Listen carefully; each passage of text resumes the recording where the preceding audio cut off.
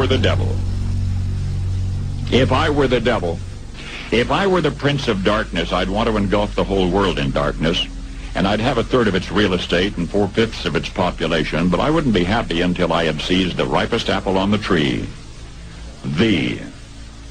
So I'd set about, however necessary, to take over the United States.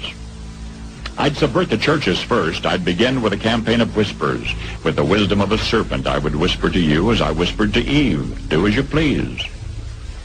To the young, I would whisper that the Bible is a myth. I would convince them that man created God instead of the other way around. I would confide that what's bad is good and what's good is square. And the old I would teach to pray after me, Our Father, which art in Washington.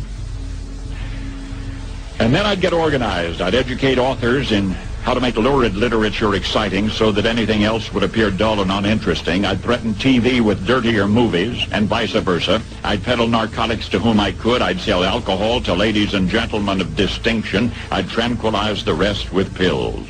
If I were the devil, I'd soon have families at war with themselves, churches at war with themselves, and nations at war with themselves, until each in its turn was consumed.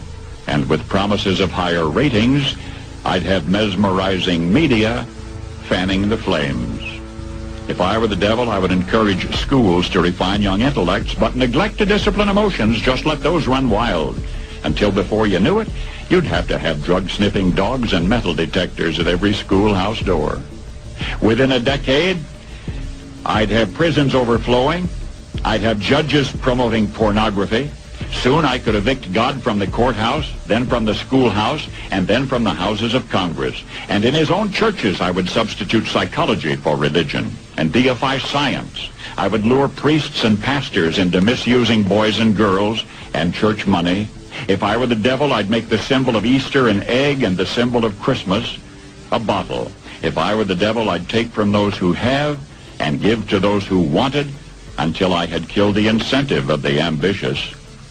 And what'll you bet? I couldn't get whole states to promote gambling as the way to get rich. I would caution against extremes in hard work, in patriotism, in moral conduct. I would convince the young that marriage is old-fashioned, that swinging is more fun, that what you see on TV is the way to be. And thus I could undress you in public, and I could lure you into bed with diseases for which there is no cure. In other words, if I were the devil, I'd just keep right on doing what he's doing.